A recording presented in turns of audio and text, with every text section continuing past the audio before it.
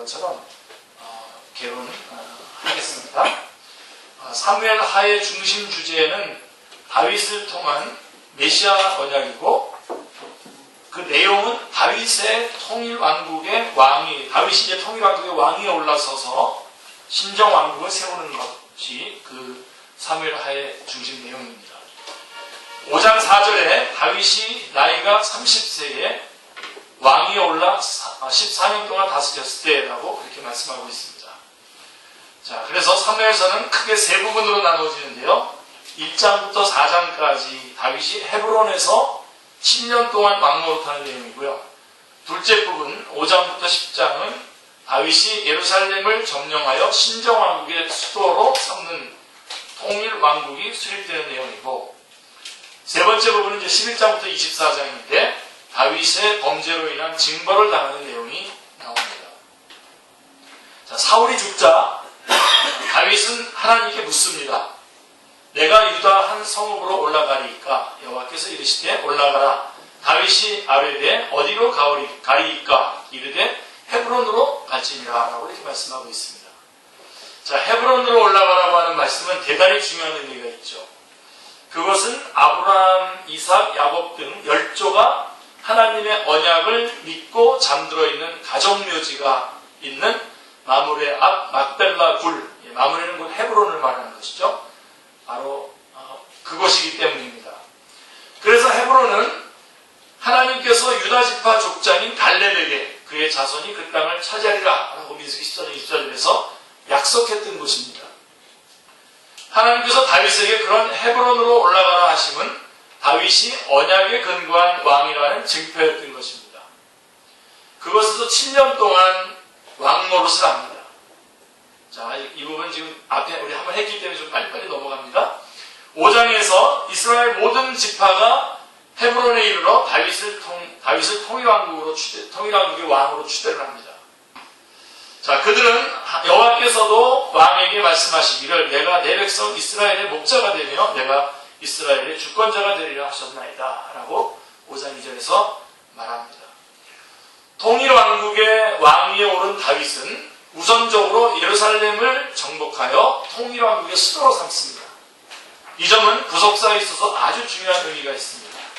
하나님은 아브라함에게 너의 고향과 친척과 아버지의 집을 떠나 내가 내게 보여줄 땅으로 가라 하고 명하십니다. 자, 보여줄 땅이 가나안 땅이요, 그것이 그리스도가 탄생할 땅이었던 것입니다. 그 후에 내 아들, 내 사랑하는 독자 이삭을 데리고 모리아 땅으로 가서 내가 내게 일러준 한 산 거기서 그를 번제로 드리라 하고 초점이 어디로 옮겨집니까? 가나안 땅 중에서도 모리아로 맞춰지고 있습니다. 한 산 거기에가 그리스도의 모형인 성전이 세워질 자리였기 때문입니다. 모세도 죽기 전에 행한 그의 설교에서 6월절 제사를 내 하나님 여호와께서 내게 주신 각 성에서 드리지 말고 오직 내 하나님 여호와께서 자기의 이름을 두시려고 택하신 곳에서 드리라 라고 분부합니다. 신명기 16장 5절 6절의 말씀입니다. 택하신 곳이 어디입니까? 성경은 오직 유다지파와 그의 사랑하는 시원산을 택하시고, 시편 78편 68절이 아주 중요한 구절이죠. 그래서 하나님께서는 유다지파뿐만이 아니라 시원산을 선택하신 것이죠. 그래서 사울왕은 40년 동안이나 자신의 고향 기브아에서 왕노릇 했을 뿐 예루살렘에 대한 관심이 없었습니다. 사울왕은. 그런데 자, 이처럼 중요한 의미가 있는 예루살렘에서 여부스 사람을 내어쫓고 완전히 정복하여 수도로 삼은 것은 다윗 때에 이르러서야 이루어졌던 것입니다. 여러분들이 한번 점검을 한번 해보십시오. 여러분 안에서도 지금 하나님께서 여러분을 통해서 이미 이루어 놓으셔야 할 부분들이 우리들로 말미암아 지체되고 있는 것들이 어떤 것들이 있는지 한번 냉정하게 점검을 하셔서 분명하게 그 자리를 분명하게 옮기셔야 됩니다. 자, 이처럼 중요한 의미가 있는 예루살렘에서 여부스 사람들을 내어쫓고 완전히 정복해서 수도로 삼은 것은 다윗 때에 이르러서야 이루어졌다는 것입니다. 그러니까 사울왕 40년 동안에 방치되었던 거죠. 자, 그런 후에 다윗은 그때까지 방치되어 있었던 법궤를 암미나답의 집으로부터 예루살렘으로 운반해 옵니다. 그게 6장에 나오는 내용입니다. 자, 그때 지은 시가 바로 시편 24편이라고 여겨지는데요. 시편 24편에 보시면 문들아 너희 머리를 들지어다. 영원한 문들아 들릴지어다. 영광의 왕이 들어가시리로다. 영광의 왕이 누구시냐? 강하고 능한 여호와시요 전쟁에 능한 여호와시로다. 문들아 너희 머리를 들지어다. 영원한 문들아 들릴지어다. 영광의 왕이 들어가시로다. 영광의 왕이 누구시냐? 만군의 여호와께서 곧 영광의 왕이시로다. 셀라 이렇게 되어 있습니다. 법궤를 왕궁에 있는 예루살렘으로 운반해 옴으로써 영광의 왕이 들어오시고 하나님의 보좌가 그곳에 있게 되는 것을 상징하는 것입니다.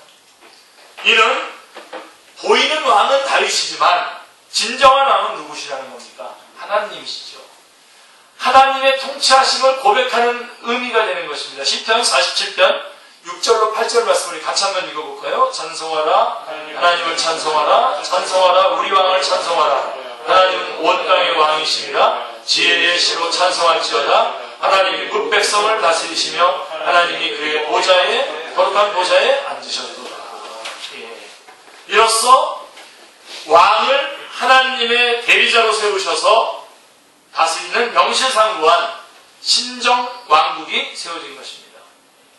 그래서 원래는 신정통치를 하고 있었죠. 그죠? 레위인들을 통한 신정통치를 하고 있었는데 왕을 달라고 했고 왕을 달라는 것을 하나님 원치 않으셨지만 이것을 또 선용하셔서 왕을 하나님의 대리자로 세우시는 신정왕국을 세운 것입니다. 이 점이 사울왕 40년 동안 다스린 사무엘상과는 다른 점이죠. 사무엘상은 사울왕이 다스린 내용들이 나와 있는데요. 신정왕국의 의미는 언약궤를 운반하는 과정에서도 보여주셨습니다. 하나님의 뜻에서도 밝히 드러나고 있는데 하나님은 세수레를 기뻐하지 않으셨죠. 기억나시죠? 소들에 의해서 받됨을 받으시고 섬김받으심을 거부하셨습니다. 그것들과 교제하기를 원하신 것이 아니었습니다. 하나님은 구속함을 얻은 하나님의 백성들에 의해서 받들어 섬김받기를 기뻐하셨습니다. 아멘. 하나님께서는 우리들을 통해서 섬김받기를 원하십니다. 다윗은 하나님의 뜻을 뒤늦게 깨닫고 전에는 너희가 매지 아니하였으므로 우리 하나님 여호와께서 우리를 찢으셨으니라고 역대상 15장 13절에서 이 말씀하고 이번에는 메어 옵니다. 메어가지고 그러니까 사람들이 법궤를 섬기는 거죠. 하나님이 원하시는 것은 소, 양, 염소 같은 재물도 아니요 성전이라고 하는 건물도 아니라 예비하신 한 몸의 대속을 통해서 잃어버린 자기 백성을 찾으셔서 함께 거하시려는 것입니다. 하나님은 바로 우리를 원하십니다. 아멘. 네. 이것이 하나님이 원하시는 신정왕국의 원리입니다. 네, 신정왕국의 원리는 바로 하나님이 우리의 통치자가 되시기 원하십니다. 하나님 우리를 원하시는 겁니다. 자, 7장은 우리가 이미 공부했어도 다시 한번 깊이 있게 들어가는 게 좋겠죠. 사무엘하 7장은 말틴 로이드 존스 목사님 같은 경우는 구약성경에서 가장 중요한 장이 사무엘하 7장이 아니겠는가 이렇게 말씀하고 있는데 사무엘 7장은 사무엘 상하를 통틀어서 핵심장입니다. 다윗이 왕국에 편안히 거하게 되었을 때에 하나님께 황공한 마음이 들었죠. 저는 이 마음 진실된 마음이라고 봅니다. 7장 2절에 보면 나는 백향목 궁에 살거늘 하나님의 궤는 휘장 가운데 있도다 라고 말씀하고 있습니다. 그래서 하나님의 성전을 건축할 소원을 갖게 됩니다. 그러나 그날 밤 여호와의 말씀이 선지자 나단에게 임합니다. 내가 이스라엘 자손을 애굽에서 인도하여 내는 날부터 굉장히 중요해요. 여러분 7장 6절 말씀 잘 보세요. 내가 이스라엘 자손을 애굽에서 인도하여 내던 날부터 오늘까지 집에 살지 아니하고 장막과 성막 안에서 다녔나니 라고 우리 하나님께서 원래 살아가던 방식을 말씀해주고 있습니다. 자, 여러분, 그러면 집과 장막의 차이점이 어떻다고요? 집은 부동산이죠. 움직이지 않죠. 장막은 신속하게 움직이는 거처입니다. 하나님은 안식하시는 하나님이 아니라 야정문 사령관처럼 일을 행하시는 하나님이심을 나타내는 말씀입니다. 하나님은 다윗 때까지 아브라함, 모세, 여호수아와 같은 장막에 거하시면서 구원 계획을 이루어 오셨습니다. 아멘. 하나님은 이제도 우리의 장막에 거하시면서 일을 행하시기를 원하십니다. 그러한 하나님은 다윗에게 내가 나를 위하여 내가 살 집을 건축하겠느냐? 여호와가 너를 위하여 집을 짓고 오라고 말씀하고 있습니다. 이 부분이 이제 두 부분. 7장 5절에서 내가 나를 위해서 내가 살 집을 건축하겠느냐? 그리고선 뭐라고 얘기했냐면 7장 11절에 아주 중요한 말씀을 하는 거죠. 여호와가 너를 위하여 집을 짓고 오라고. 여러분 이거 다 아멘 하시고요. 네. 이제부터 남은 생애 동안 절대로 이 패턴 놓치지 마시길 바랍니다. 여호와께서 여러분 안에서 집을 짓도록 우리가 우리를 널브러뜨려서 주님 앞에 맡기는 것이 우리의 삶입니다. 내가 하나님의 뜻은 제껴두고 내가 뭔가를 공적을 쌓아서 하나님을 좀 아름답게 하나님의 이름을 뭐 어떻게 해볼까?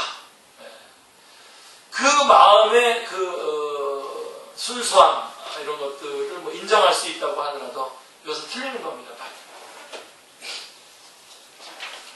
특별히 이걸 구속사의 맥락에서 볼 때에 이 한 말씀이 얼마나 중요한 의미를 내포하고 있는지 모릅니다. 지금 하나님께서는 원복음, 아브라함 언약, 다윗 언약, 예수 그리스도 이렇게 이어가려고 하는 그 계획을 다윗 왕을 통해서 지금 이루어가고 있는 중인데 갑자기 다윗이 하나님을 위해서 성전을 짓고 그러면서 모든 것이 집중이 어디에 되는 다윗 왕에게 집중이 되는 다윗 왕에게 하나님의 계획이 이루어지는 것에 집중되는 것이 아니라 다윗이라고 하는 한 사람에게 집중이 되게 되고 모든 사람들이 거기에 다 같이 동원돼서 그러니까 전체가 시끌벅적하게 부흥을 일으키게 된다면 하나님의 계획이 수면 밑으로 잠기게 되죠.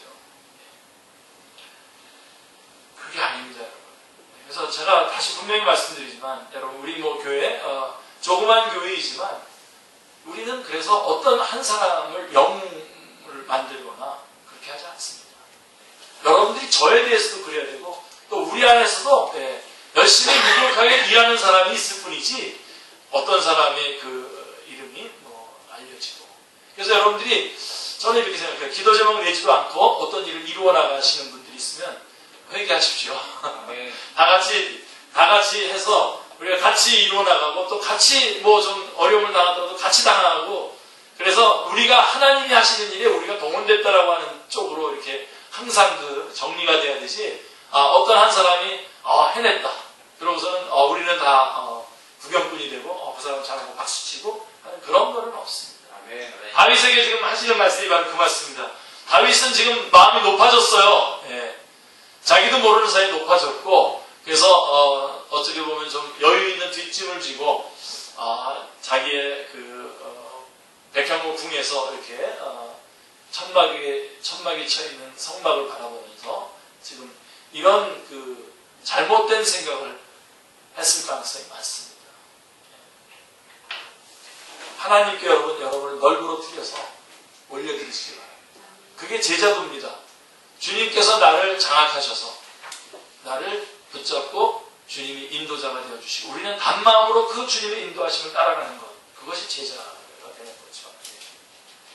그렇지 않고 거꾸로 가면 어쨌든 주님이 뒤따라오거나 그렇게 되면 결국은 우리는 하나님의 일을 한다고 시끌벅적하게 모든 시선을 자기에게 집중시켜놓고 결국은 하나님의 이름을 모독하는 결과를 있게 되는 거죠. 여러분 특별히 여러분 리더십 앞에 자주 쓰시는 분들은 이 말씀을 절대로 놓치지 마십시오. 절대로 놓치지 마시기 바랍니다. 자, 미련한 인간은 자신이 하나님의 집을 세워드리는 양 착각을 합니다. 그런데 하나님은 내가 너를 위하여 집을 짓고 오라고 분명하게 말씀하십니다. 그렇습니다. 하나님께서 집을 세우지 아니하시면 세우는 자의 수고가 헛되며 여호와께서 성을 지키시지 아니하시면 파수꾼에 깨어있음이 헛되도다라고 말씀하고 있습니다. 하나님이 다윗을 위하여 집을 세워주시겠다라고 하는 말씀은 다윗의 가문에서 왕위를 폐하시지 않으시고 주권적으로 계승시켜 나가겠다라고 하는 뜻입니다. 그게 잘 나와 있죠. 그래서 만일 죄를 범할지라도, 다윗이 죄를 범할지라도, 제가 지난번에 오랫동안 설명했죠. 7장 15절에 보시면 내가 내 앞에서 물러나게 한 사울에게서 내 은총을 빼앗은 것처럼 그에게서 빼앗지는 아니하리라 라고 말씀하고 있습니다. 네. 그러니까 사울왕은 잘못 끼어들었죠. 그래서 원인이 드러나고 문제가 발생하자 바로 폐위시켰습니다. 그러나 다윗은 어떻습니까? 문제가 드러났을 때에도 그를 야단치고 그에게 훈련을 시켜서 어떤 벌칙을 내리고 증거를 하더라도 그 왕위를 빼앗지 않습니다. 왜요? 왜 그렇죠? 메시아 언약이 다윗에게는 걸려있기 때문에 그렇습니다. 7장 12절에 보면 그 유명한 그야말로 메시아 언약이죠. 내 수완이 차서 내 조상들과 함께 누울 때에 내가 내 몸에서 날 내 씨를 내 뒤에 세워 그의 나라를 견고하게 하리라 라고 언약하셨습니다. 자, 바로 직접적인 그 내 씨는 누굴 말하는 겁니까? 다윗의 직접적인 씨는 누굽니까? 솔로몬이죠. 솔로몬이 그 다음 왕위에 올랐을 것을 얘기하지만 궁극적으로 누굴 말하는 겁니까? 다윗의 자손으로 오신 예수 그리스도. 그리고 이 말씀은 누가복음 1장에서 성취가 되는 것을 보게 됩니다. 그리고 그는 여기서 말하는 이 그 씨, 그는 내 이름을 위하여 집을 건축할 것이라고 말합니다. 바로 이 직접적으로 누굴 말하는 거죠? 솔로몬 성전을 짓는 것을 말하는 것이지만 궁극적으로는 참 성전이신 예수 그리스도의 그 집이 지어질 것을, 예수 그리스도의 집이 지어질 것을 말씀해주고 있는 메시아 언약인 것입니다. 자, 이 언약이 1차적으로 솔로몬이 왕위를 계승하게 되고 그가 성전을 건축함으로 성취됩니다만 그것은 예표에 불과하고요. 하나님께서 다윗에게 세워주신 언약의 궁극적인 성취는 다윗의 자손으로 오신 그리스도께서 영원한 왕위에 오르실 것과 그가 하나님이 거하실 참 성전을 건축하게 될 것을 말씀하신 것입니다. 할렐루야. 이 부분을 사무엘 하에서는 꼭 붙잡아야 됩니다. 그러므로 다윗 언약에는 영원히 견고하리라 라는 말씀이 반복적으로 강조되어 있음을 보게 됩니다. 세상 나라는 영원히 견고하지 못합니다. 하나님께서 다윗에게 세워주신 언약은 다니엘서를 통해서도 계시되었는데 2장 44절인데요. 같이 읽겠습니다. 이 여러 왕들의 시대에 하늘의 하나님이 한 나라를 세우시니 이것은 영원히 망하지도 아니할 것이요 그 국권이 다른 백성에게로 돌아가지도 아니할 것이요 도리어 이 모든 나라를 쳐서 멸망시키고 영원히 설 것이라. 아멘. 그리하여 이 언약은 어디에서 성취되냐면 누가복음 1장 31절 33절에 같이요. 보라 내가 잉태하여 아들을 낳으려니 그 이름을 예수로 하라. 그가 큰 자가 되고 지극히 높으신 이의 아들이라 일컬어질 것이요 주 하나님께서 그 조상 다윗의 왕위를 그에게 주시리니 영원히 야곱의 집을 왕으로 다스릴 것이며 그 나라가 무궁하리라. 그래서 예수 그리스도에게서 성취되고 있는 것을 보게 됩니다. 이러한 하나님의 구원 계획을 다윗도 알고 있었습니다. 그래서 사도행전 2장 30절로 31절에 보면 그는 선지자라. 그는 다윗을 말하는 겁니다. 다윗은 선지자라. 하나님이 이미 맹세하사 그 자손 중에서 한 사람을 그 위에 앉게 하리라 하심을 알고 미리 본거로 그리스도의 부활을 말하되 라고 이 점을 증언해주고 있는 것을 보게 됩니다. 성전 건축 사명이 다윗에게 허락되지 않고 그의 아들 솔로몬이 지으리라고 하심도 궁극적인 성취는 다윗의 자손으로 오실 예수 그리스도에게서 성취될 예언이었던 것입니다. 그래서 다윗에게 허락하지 않고 그 자손에게 허락하신 것이죠. 왜냐하면 하나님은 무엇이 부족한 것처럼 사람들의 손으로 지은 전에 계시지 않기 때문입니다. 자, 이 예언은 에스겔 선지자를 통해서도 다시 한번 천명되고 있는데요. 37장 24절에 보시면 에스겔 37장 아시죠? 24절에 보시면 앞부분을 보십시오. 24절 앞부분에 보면 내 종 다윗이 그들의 왕이 되리니 그들 모두에게 한 목자가 있을 것이다. 기억나시죠? 예, 여러분, 지금 에스겔이 이 말씀할 때 이 다윗이라고 말할 때 다윗하면 지금, 벌써, 오래전에 죽은 사람입니다. 자, 이는 그리스도에 대한 명백한 예언입니다. 계속해서 이렇게 말씀합니다. 37장 26절 27절을 보시면 내가 그들과 화평의 언약을 세워서 영원한 언약이 되게 하고 또 그들을 견고하고 번성하게 하며 내 성소를 그 가운데 세워서 영원히 이르게 하리니 내 처소가 그들 가운데 있을 것이며 나는 그들의 하나님이 되고 그들은 내 백성이 되리라 라고 말씀하고 있습니다. 여호와가 너를 위하여 집을 세워주겠다는 이 집이 육신의 장막을 입고 오실 그리스도요 하나님의 교회요 하나님의 나라였던 것입니다. 성경을 여러분 이렇게 볼 수 있어야 됩니다. 자, 그럼 이 앞부분 지금 우리가 집에 대한 얘기를 했는데 정리를 한번 해볼게요. 자, 이 집은 원복음, 창세기 3장 15절에 원복음으로부터 시작이 됩니다. 그래서 누구에게로 이어지냐면 아브라함, 다윗을 거쳐서 예수 그리스도에게서 성취가 되고요. 에베소서 2장 22절에 보면 너희도 성령 안에서 하나님이 거하실 처소가 되기 위하여 그리스도 예수 안에서 함께 지어져 가느니라 라고 해서 확장이 되어 갑니다. 그렇죠? 원복음으로 시작해서 아브라함, 이삭으로 해서 예수 그리스도에게로부터 성취가 되고 그 다음에 계속해서 너희도 성령 안에서 하나님이 거하실 처소가 되기 위하여 그리스도의 예수 안에서 함께 지어져 가느니라 라고 하면서 이것이 확장이 되어 나가다가 결국은 요한계시록 21장 3절 4절에 내가 들으니 보좌에서 큰 음성이 나서 이르되 보라 하나님의 장막이 사람들과 함께 있음에 하나님이 그들과 함께 계시리니 그들은 하나님의 백성이 되고 하나님은 친히 그들과 함께 계셔서 모든 눈물을 그 눈에서 닦아주시니 다시는 사망이 없고 애통하는 것이나 곡하는 것이나 아픈 것이 다시 있지 아니하리니 처음 것들이 다 지나갔음이로라 하고 주님의 재림에서 완성이 되는 것입니다. 그런 후에 성경은 선언합니다. 이루었도다. 나는 알파와 오메가요. 처음과 마지막이라 하고 요한계시록 21장 6절에서 말씀해주고 있는 것입니다. 그래서 이 집이 그런 집으로 완성이 되어지고 마지막까지 이어지는 것을 보게 됩니다. 다윗은 왕궁에 편안히 앉아있을 때에 내가 하나님을 위하여 무엇을 해드려야겠다고 생각을 했습니다. 그러나 내가 너를 위하여 집을 세워주겠다라고 하는 황송한 말씀을 들은 후에는 어떻게 했습니까? 계속 고집을 부렸습니까? 어떻게 했습니까? 다윗은 그 말씀에 순응하죠. 보좌에서 내려옵니다. 내가 왕이 아니지.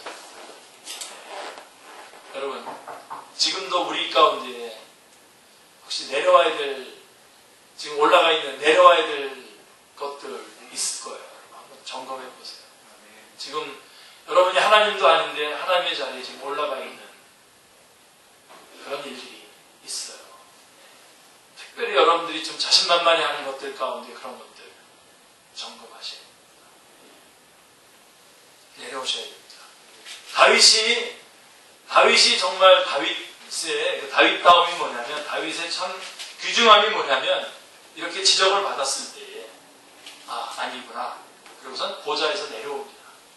그리고 왕궁이 아니라 어디에 가서 엎드리냐면 하나님 여호와 앞에 나아가서 엎드립니다. 그러면서 7장 18절에 주 여호와여 나는 누구이오며 내 집은 무엇이기에 나를 여기까지 이르게 하셨나이까 하면서 다시 한번 하나님의 그 은혜에 감복을 합니다. 이 부분이 참 중요합니다.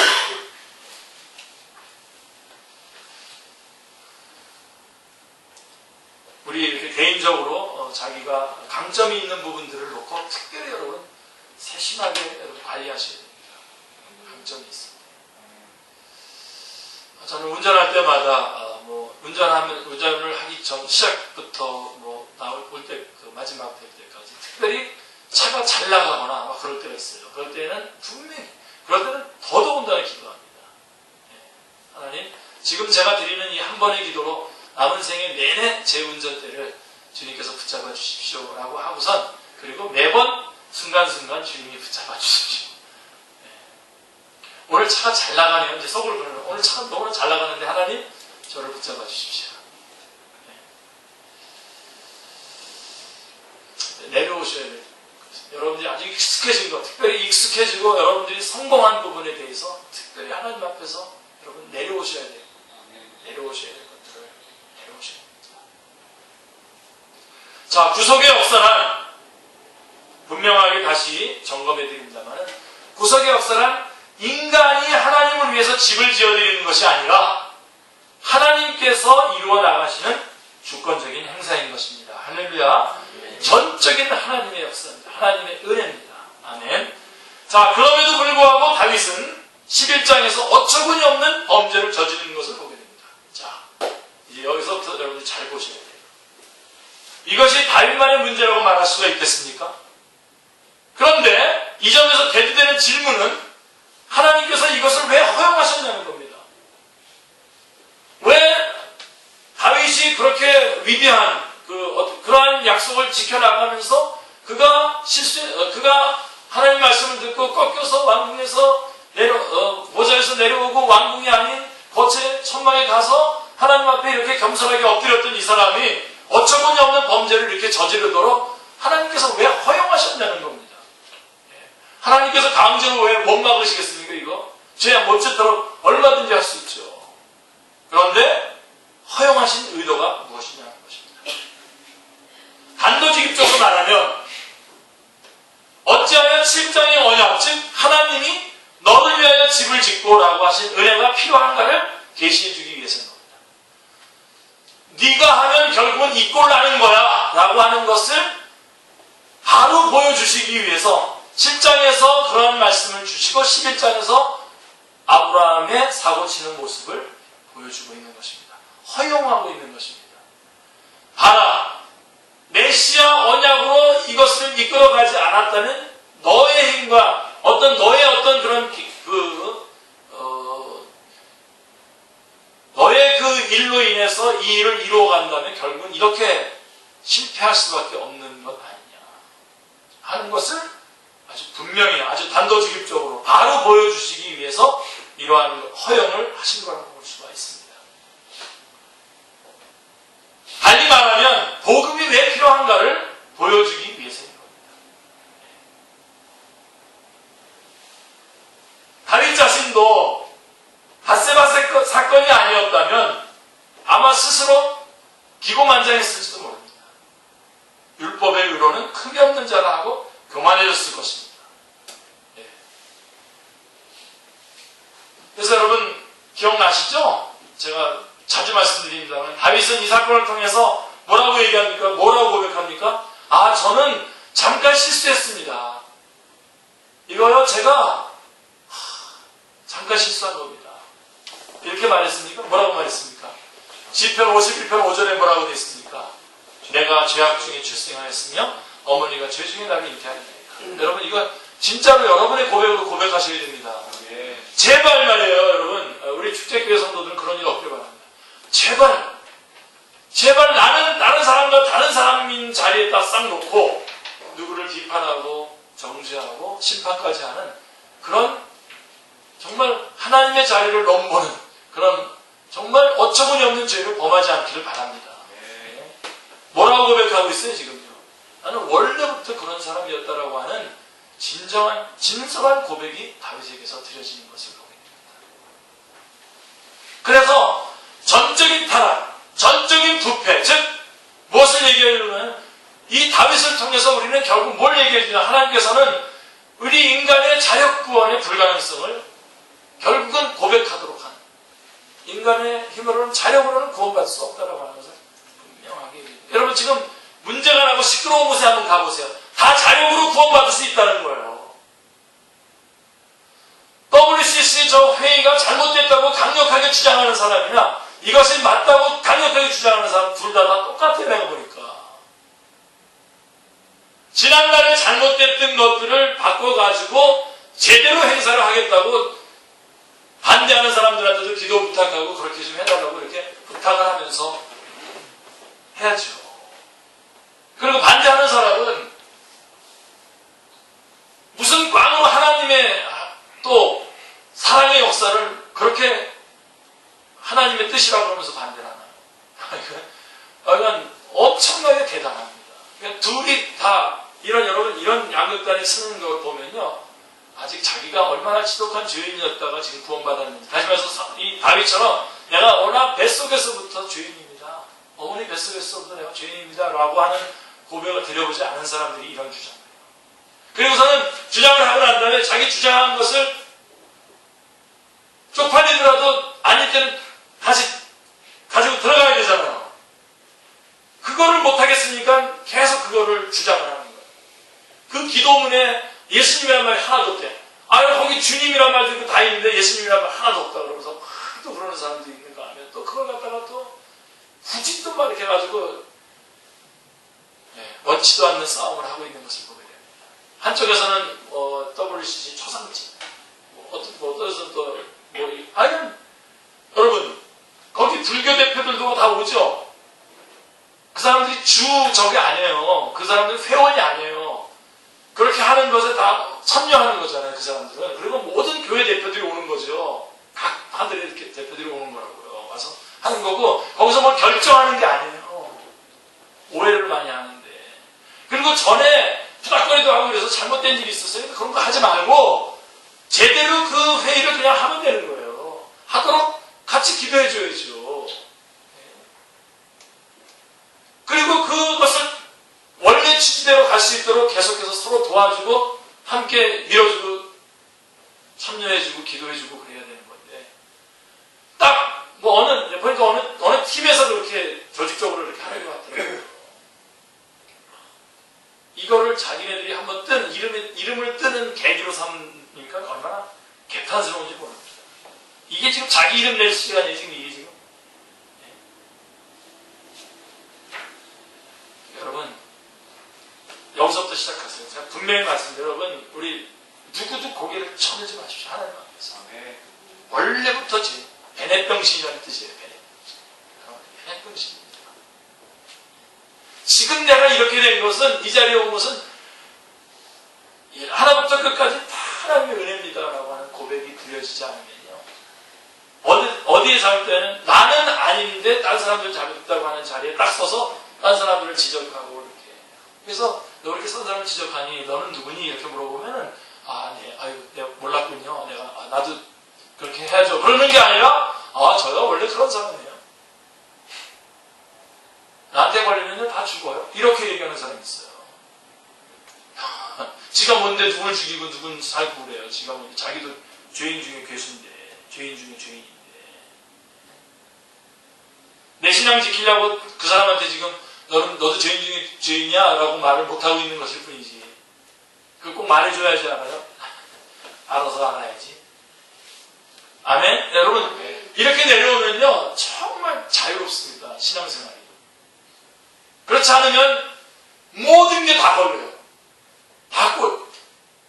저 사람 왜 저렇게 운전해? 저거 왜 저렇게? 왜 저는 저렇게? 왜 늦게 와? 네. 그러면서 다 걸린다고. 다 자기가 신경 써야 돼요. 네? 자기가 하나님이니까 다 걸려야 되잖아요. 근데 우리는 하나님이 아니라 뭐죠? 죄인 중에 괴수예요. 그러니까 어떻게 보면 나 하나도 지금 못 감당하는 거예요. 지금 이런 거 잘 안 하는데 한번 따라해 보시죠. 나는 나 하나도 못 감당한다. 하나님 도와주십시오. 그 자리에서부터 출발하십시오. 그러니 누구에게 눈을 돌려서 뭐가 어쩌고 저쩌고 하겠어요. 저는 지금 사회 정의에 대해서 방치하라는 얘기죠. 지금 제가 그게 아니에요. 거기서부터 출발을 해야 하나님께서 여러분에게 이런저런 것을 맡길 때에 하나님 편에 서서 하나님의 힘을 의지하여 하나님의 것으로 하나님의 일을 하는 거죠. 그때서야. 그렇지 않으면 안 됩니다. 자, 다윗이 나단에게 이르되 내가 여호와께 범죄하였노라 하고 인정을 하고 자백을 합니다. 최고입니다 이게. 네. 5대 제사가 나오거든요. 레위기서에 보면 5대 제사가 나오는데 첫 번째가 뭐죠? 번제, 두 번째가 소제, 세 번째가 화목제, 그 다음에 속죄제, 속건제 이렇게 나오잖아요. 역시 이 제사 중에서 가장 하이라이트가 속죄제겠죠. 그죠? 이 속죄제라고 하는 것은 뭘 얘기하는 거냐면 벌써 죄를 범한다는 것이 전제가 되잖아요. 그죠? 여기 안에. 그러니까 중요한 것은 속죄제의 가장 중요한 것은 내가 죄를 졌다는 것을 인정하는 것이 가장 중요한 이 속죄제의 핵심 내용이에요. 인정하는 거. 우리 여야 이 국회의원들도 보면 어떻게 자기가 잘못했다고 인정하는 사람 혹시 보셨어요? 절대로 인정 안 하죠. 딴 얘기해서라도 인정 안 하는. 그러고서는 그냥 거룩이 확보가 안 되는 거예요. 근데 여기 보세요. 내가 여호와께 누구에게 범죄했다고요? 여호와께 범죄했다. 여러분 여호와께 범죄했습니까? 아니면 누구한테 범죄한 거예요? 밧세바, 우리아의 아내 밧세바에게 한 거 아니에요? 근데 분명히 그 선을 어디다 두고 있죠? 어디에다 회개하고 있죠? 여호와께 죄를 범하였다. 인정을 하고 자백을 합니다. 그러자 즉각적으로 여호와께서도 당신의 죄를 사하셨나이다 라고 하는 나단의 하나님의 응답을 듣게 됩니다. 자, 문제가 있는 곳에 해답이 주어지고 있다는 말씀입니다. 하나님 앞에는 물론 사람 앞에서도 용서받을 수 없는 파렴치한 죄를 범한 다윗이 어떻게 자신의 죄를 사하셨나이다 라고 고백하는 것이 가능해졌습니까? 그것은 그냥 되는 것이 아니죠. 자, 이 죄를 사하심으로써 우리 주님은 어떻게 하셔야 됩니까? 다윗의 이 죄를 사하시면서 사하시는 사한다라고 했을 때에 우리 주님은 어떻게 되는 겁니까?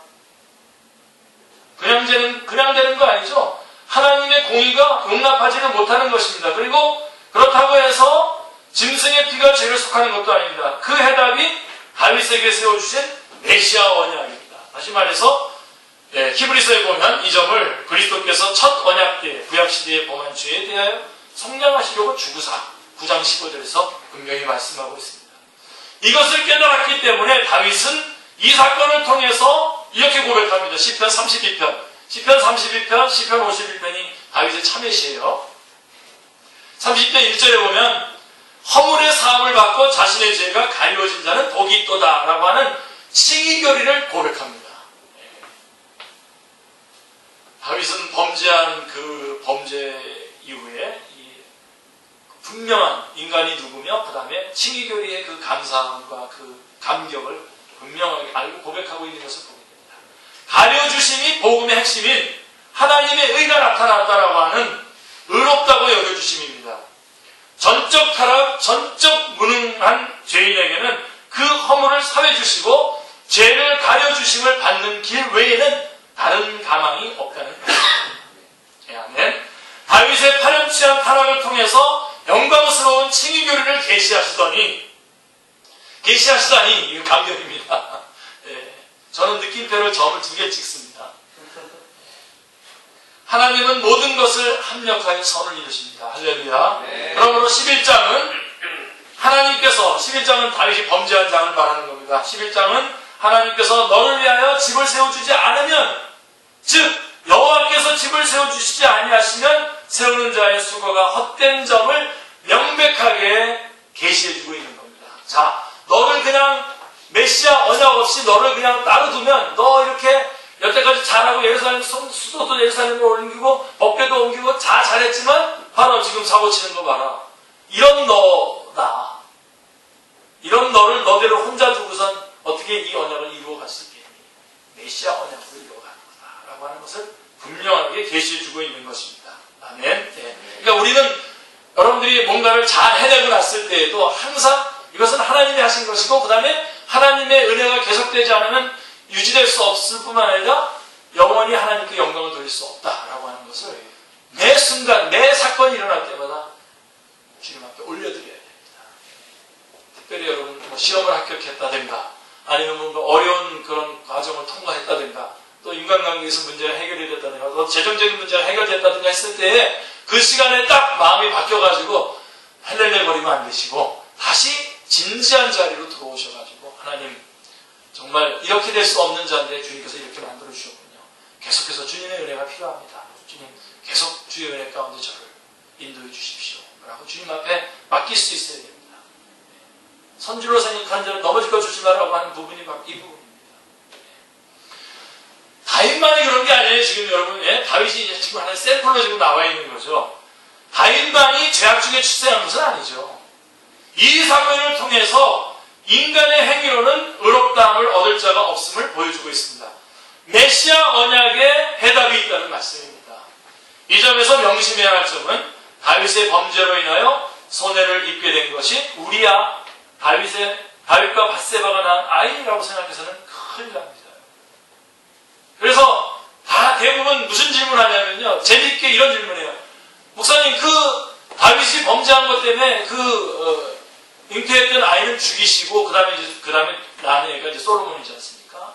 그 죽인 아이는 무슨 죄가 있습니까? 그래서 그 아이에게 집중을 해가지고 토론도 하고 그러면서 인권 얘기하고 막 그렇게 얘기하고 그러는데, 그거는 우리가 지금 핵심으로 둬야 될 얘기가 아닙니다. 여러분, 10장 14절에 보시면요, 이 일로 말미암아 여호와의 원수가 크게 비방할 거리를 얻게 되었다라고 말씀하고 있습니다. 그러니까 이 사건으로 인해서, 다윗의 범죄한 사건으로 말미암아 최대의 피해자는 어디입니까? 신정왕국입니다. 왕을 세워서 하나님의 통치를 이루겠다고 하는 신정왕국 제도를 세워서 첫 번째로 그야말로 하나님이 왕이라는 것을 고백할 수 있는 왕으로 세워진 다윗이 첫 번째 왕인데, 바로 다윗에게서부터 이 사고가 나는 거예요. 여호와의 거룩하신 이름이 바로 최대의 피해자인 겁니다. 그러므로 12장 10절에 이제 내가 나를 업신여기고 햇사람 우리아의 아내를 빼앗아 내 아내로 삼았은즉 칼이 내 집에서 영원토록 떠나지 아니하리라 하고 징벌의 불가피성을 말씀하고 있습니다. 여러분, 사울의 범죄와 다윗의 범죄를 비교해 본다면 윤리적인 면에서도 비교도 되지 않는 일이 많지 다윗이 악하고 추합니다. 아주 교묘합니다. 그러나 다윗은 메시아 언약을 통해서 그리스도 안에, 즉 은혜 아래에 있었기 때문에 그를 징벌하실지라도 패하지 않음이 가능했던 것입니다. 할렐루야. 우리도 그래서 남아있는 겁니다. 맞습니까? 네. 우리도 그래서 남았다는 것을 분명하게 인식하시길 바랍니다. 뭔가 아직도 내 쪽에서도 꼬투리가 있어서, 그래도 내가 이런 부분은 잘 살아왔기 때문에 내가 지금 이만큼 버티고 있다라고 이렇게, 혹시 그런 마음이 조금이라도 있으면 회개하셔야 됩니다. 지금 오늘 우리 됨은 전적인 하나님의 은혜인 것입니다. 자, 24장에는 또 한 번 나오죠. 자, 이것까지 하면 이제 오늘 조금 길게 합니다만은 요거까지 하면 마무리할 수 있겠는데, 자, 24장에는 다윗이 인구조사를 명하는 것이 나옵니다. 자, 병의 귀절인 같은 그 내용이 역대상에 나오는데 21장을 결부시켜보면 이거 다윗이 교만해진 겁니다. 하여간 인간은 할 수 없어요. 이거 내가 이 나라를 통치하는데 이거 내가 우리나라 이 인구 숫자가 몇 명이지? 그러고서 이제 재밌는 거죠. 제가 항상 이렇게 목사님들 모임에 갔다가 갑자기 고개가 팍 숙여지는, 지금은 안 그럽니다만 교인 숫자를 얘기하기 시작하면 갑자기 제가 고개가 팍 숙여지고 그랬는데 지금은 안 그럽니다. 네, 이게 지금 숫자를 세면서 이 점이 24장 10절에 보면 이렇게 돼 있어요. 사무엘하 24장 10절에 보면 다윗이 백성을 조사한 후에 그의 마음에 자책하고 다윗이 여호와께 아뢰되 내가 이 일을 행함으로 큰 죄를 범하였나이다. 그리고선 내가 심히 미련하게 행하였나이다 하고 자복하는 모습을 보면 이 인구조사를 한 것이 얼마나 하나님 앞에서 그가 잘못된 자리에 서 있고 교만한 자리에 서 있었는가를 말해주고 있는 것입니다. 그래서 세 가지 팽이라고 나오죠. 이 부분도 여러분 보시면요, 정말 성경 말씀이 정말 구속사구나. 자, 보세요. 7년 기근, 석 달 폐망, 사흘 동안 전염병, 팽이라는 겁니다. 세 가지 중에. 그래서 다윗은 우리가 여호와의 손에 빠지고 내가 사람의 손에 빠지지 아니하기를 원하는, 지금이라도 내가 잘못된 결정을 하지 않겠노라 하고선 뭘 결정하죠? 그러니까 잘 들으세요. 이게 무슨 얘기지? 여러분 지금 이해가 됐어요? 이 셋 중에 하나를 골라야 돼요. 근데 이 셋 중에 하나를 고르라고 한 것은 하나님께서 다시 한번 바른 자리에 쓰는가 안 쓰는가를 보는 겁니다. 그래서 뭐라고 얘기하냐면 내가 여호와의 손에 빠지고 사람의 손에 빠지지 않고 하나님의 뜻대로 내가 이것을 결정하기를 원하노라, 이 뜻입니다. 그러면서 뭘 결정했죠? 그래서 전염병을 결정합니다. 저는 이거 전에 어렸을 때 보면서 보면서 이거 어떻게 전염병 이걸 선택하지? 어떻게 이걸 선택하지? 그래가지고 몇 명이 죽어요? 어마어마한 사람이 죽어요. 자, 이 점에서 다윗이 여호와의 손에 빠지는 것, fall into the hands of the Lord라고 되어 있는데, 어째서 전염병을 택한 것이며 전염병을 택한 것이 어째서 여호와의 손에 빠지는 것입니까? 그 해답이 출애굽기 30장 12절에 나와 있습니다. 그래서 여러분 성경을 이렇게 잘라서 따로따로 보시면 안 돼요. 이렇게 연결해서 볼 수 있어야 됩니다. 자, 제가 읽어드릴게요. 내가 이스라엘 자손의 수요를 조사할 때에 조사받은 각 사람은 그들을 계수할 때에 자기의 생명의 속전을 여호와께 드릴지니 이는 그것을 계수할 때에 그들 중에 질병, 전염병, 똑같은 뜻이에요. 제가 그래서 거기 영어를 써놓은 게 바로 그 뜻입니다. 질병이 없게 하려 함이라. 그러니까 전염병, 온역이 생명의 속전과 결부되어 있기 때문에 여호와의 손에 빠져서 하나님의 뜻대로 결정한 것이 뭐냐면 바로 전염병을 결정한 거란 말입니다. 생명의 속전이 그가 모든 사람을 위하여 자기 대성물로 주셨으니 디모데전서 2장 6절에 하고 예수 그리스도의 구속과 결부되어 있기 때문입니다. 놀라움을 금할 수 없는 말씀 연결입니다. 더욱 놀라운 것은 여호와의 사자 갓이 올라가서 여부스 사람 아라우나의 타작마당에서 여호와를 위하여 제단을 쌓았소서라고 지정해주고 있다는 점입니다. 그 장소를 지정해주고 있는 걸 봅니다. 지금 전염병에 관한 부분이 아직 확실하게 안 된 채로 넘어가서 괜찮겠습니까? 확실하게 된 거예요. 바로 그 전염병이 만약에 제대로 속전을 하지 않았으면 전염병이 걸리게 되어 있는 거예요. 전염병은 속전을 말합니다. 그러니까 다윗은 그걸 선택한 거예요. 하나님의 마음이 거기에 있다는 것을 한 거죠. 지금은 모로코에서 지금 단기 사역하고 있는 우리 이영미 자매, 지금 우리 교회를 좀 만나고 있는데, 그 자매가 이 부분을 같이 저하고 공부했을 때 놀랐어요. 놀라가지고 약간 실성한 상태로 한 1, 2분 정도 있었어요. 하나님의 말씀이 이렇게, 이 전염병이 바로 그런 말씀이었구나 하고서 이걸 탁 안 거예요. 여기 증인이 여기 있습니다. 주요한 집사님 같이 공부했는데 기억 안 나요? 하나님의 말씀이 이렇게. 자, 그래서 넘어갑니다. 더욱 놀라운 것은 여호와의 사자 갓이 올라가서 여부스 사람 아라우나의 타작마당에서 여호와를 위하여 제단을 쌓았어서 20절 18절에 그 장소를 지정해주고 있다는 것입니다. 바로 그 자리가 여호와께서 아브라함에게 이삭을 번제로 드리라고 지시하신 모리아 산이요, 솔로몬의 성전을 지은 성전터요. 사무엘 하는 다윗이 기이한 섭리를 통해서 예루살렘 성전의 터를 마련하게 되는 것과 그곳에서 여호와를 위하여 제단을 쌓고 번제와 화목제를 드렸더니 이에 여호와께서 그 땅을 위하여 기도를 들으시매 이스라엘에 내리는 재앙이 그쳤더라 라고 끝을 맺고 있는 것입니다. 하나님의 아들 예수 그리스도께서 그곳에서 대속의 제물이 되어주심으로 우리에게 임할 진노가 그치게 되었음을 알고 믿고 있습니까? 바로 거기에서 그렇게 하라.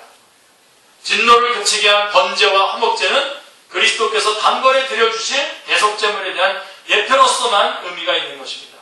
그렇지 않고 어떤 나머지 다른 방도로 쓰였다고 한다면 우상숭배라고 제가 분명히 말씀을 드렸습니다. 그러니까 사무엘하, 즉 신정왕국은 독자들을 그리스도의 복음으로 인도함으로 대단원의 막을 내리고 있는 것입니다. 그리스도의 십자가를 말해주는 것으로 끝나고 있습니다. 자, 왕궁에 편안히 앉아서 내가 하나님을 위하여 무엇을 할까를 궁리하고 있습니까? 아니면 하나님 앞에 나아가 주 여호와여 나는 누구오며 내 집은 무엇이기에 나를 여기까지 이르게 하셨나이까 하고 감사와 감격해 하고 있습니까? 여러분, 감사와 감격이 먼저입니다. 아멘. 하나님께서 행하신 일에 대한 감사와 감격이 우리의 입에 가득하기를 기도합니다. 이것이 예배입니다. 믿음의 순종은 그 후에 따라오는 것입니다. 아멘.